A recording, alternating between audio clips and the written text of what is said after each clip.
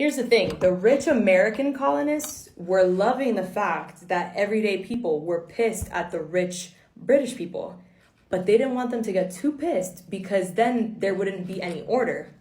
And then I started thinking about this whole law and order thing. Like, law and order. This chapter proved to me where this obsession with law and order comes from. It's from the rich people. Rich people want law and order. They're terrified of revolution. They're terrified. In this case, they wanted it just a little bit because they didn't want the English people to be on American soil anymore. But it says here, that the leaders of the movement against the Stamp Act, remember the Stamp Act was when they were forced to pay taxes to fund the wars. The leaders of the movement against the Stamp Act had instigated crowd action, but then became frightened by the thought that it might be directed against their wealth too.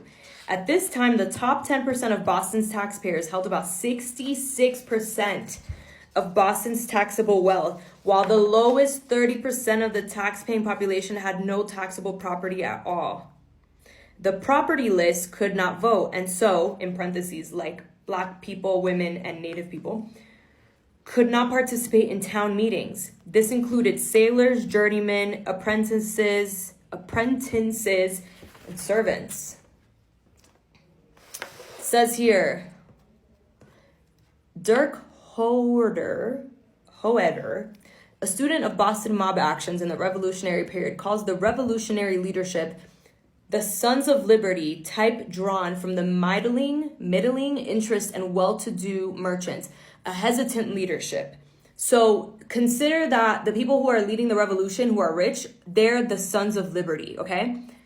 Wanting to spur action against Great Britain, yet worrying about maintaining control over the crowds at home.